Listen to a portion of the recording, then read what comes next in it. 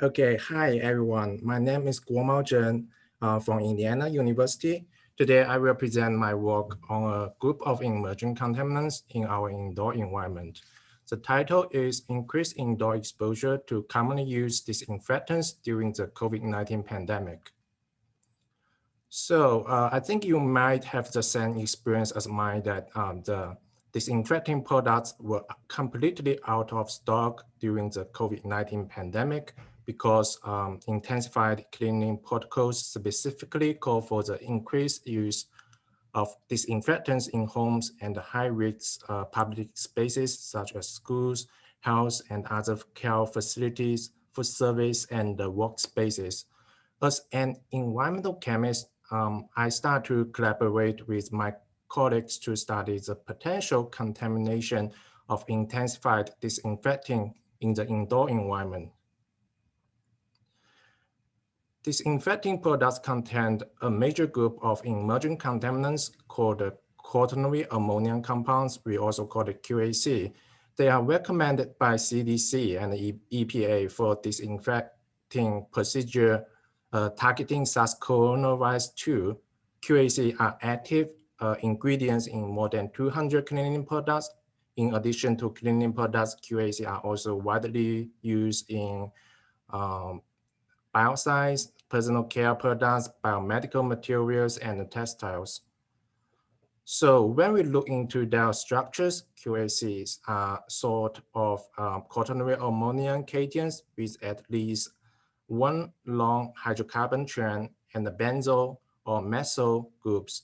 The three mostly widely used QAC groups include benzyl alkyl dimethyl ammonium compounds, BAC, dialkyl dimethyl ammonium compounds, DDAC, and alkyl trimethyl ammonium compounds, ADMAC. Some QAC like carbon 12 and carbon 14 BAC are classified by the EPA as high production volume chemicals.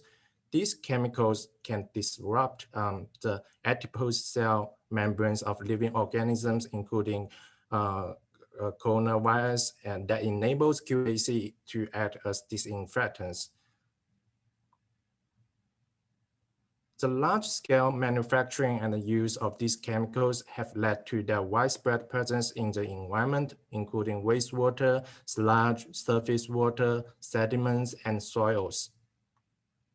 Moreover, the high levels of QAC have been reported in our food, milk, and other dairy products. Exposure to QAC has also been associated with several health effects.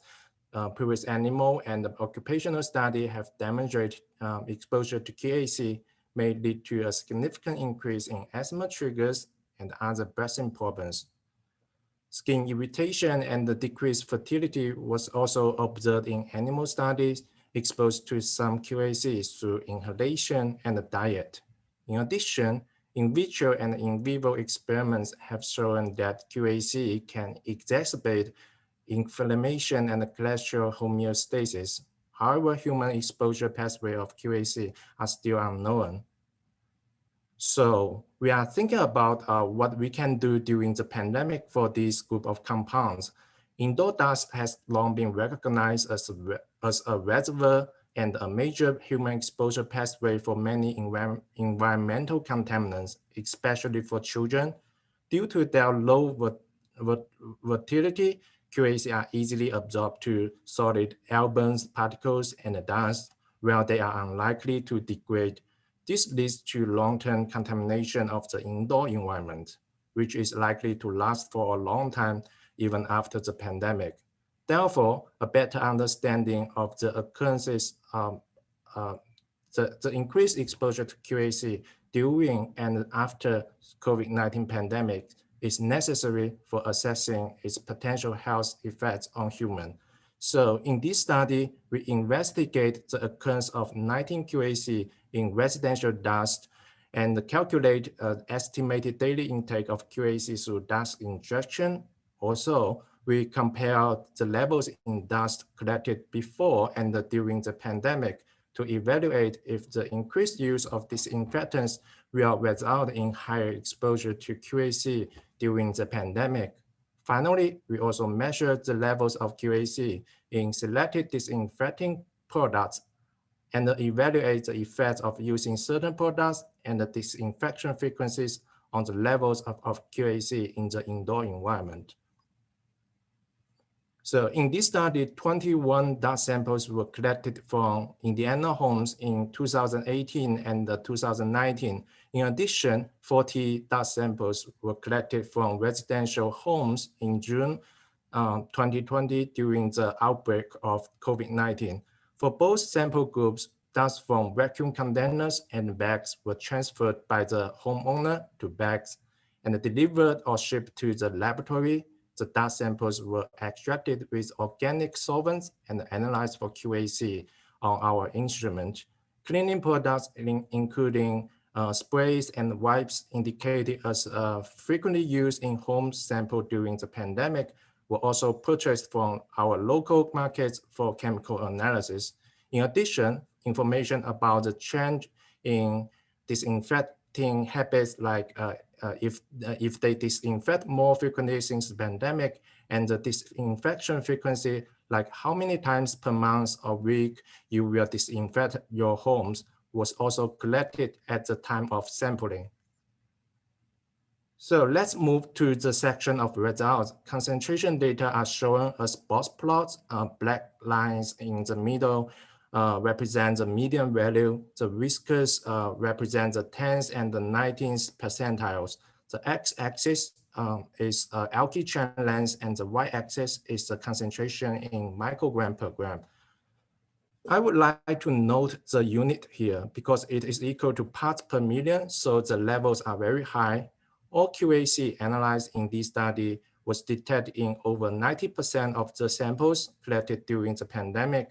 As we can see, BAC with carbon chain of 12 and 14, DDAC with chain lengths of 8 and 10, carbon 16 ATMAC are the most abundant chemical in the dust. These 5 chemicals comprised over 80% of the total QAC concentration. This portion is likely related to their large production volumes and to their wide application in our homes. The median concentration of total QAC was up to 59 microgram per gram, much higher than that for other contaminants such as brominated flame retardants, organophosphate esters, and the PFAS.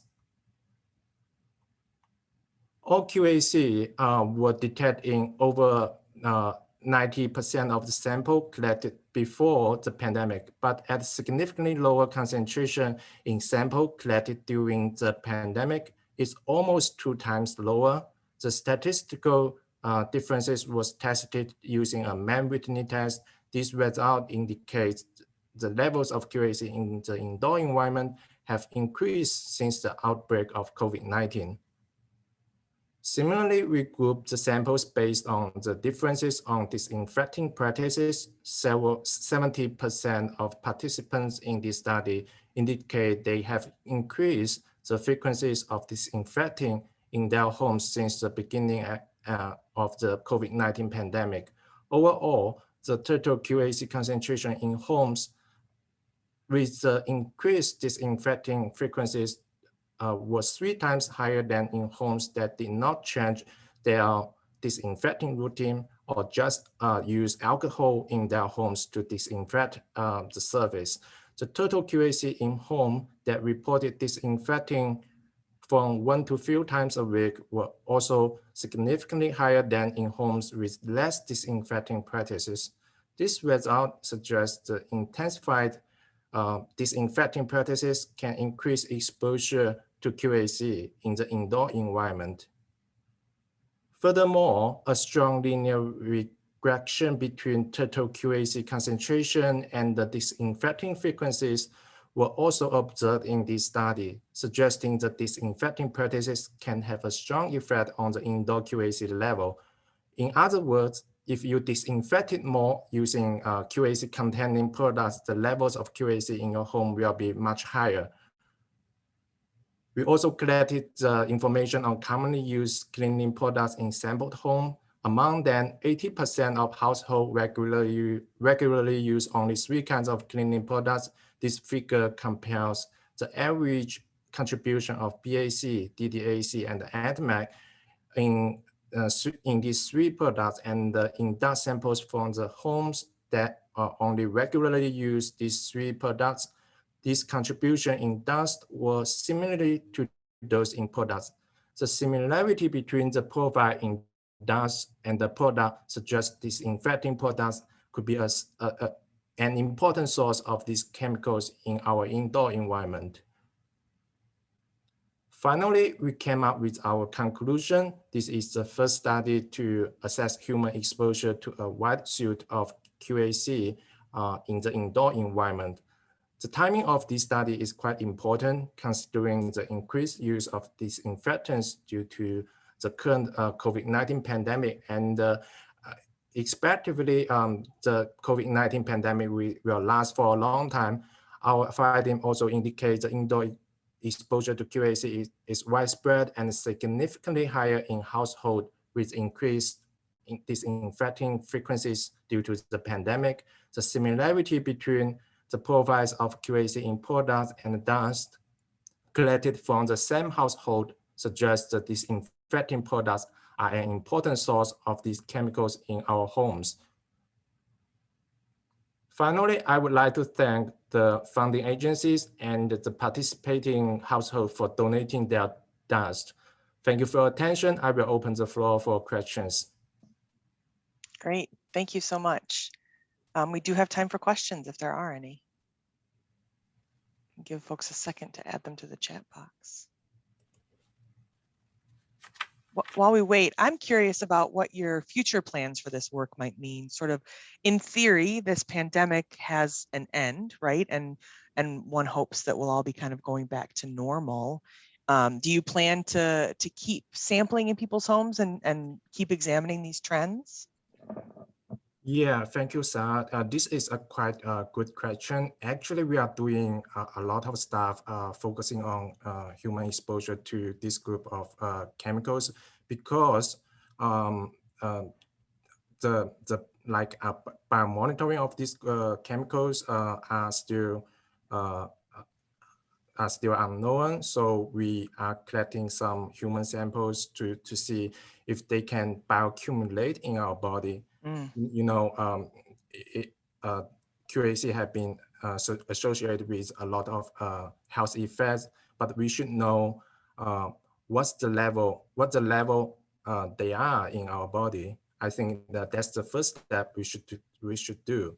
Sure. And these were disinfecting products that were and are commonly available over the counter, right? Like these are things that you can go to Target and Walmart and buy pre-pandemic and now. These aren't new. Right. And if you have a chance to look into the label of those products, they will label it out. And I think my recommendation is to avoid using them because Axonil is good enough to do disinfection. So now that's my suggestion.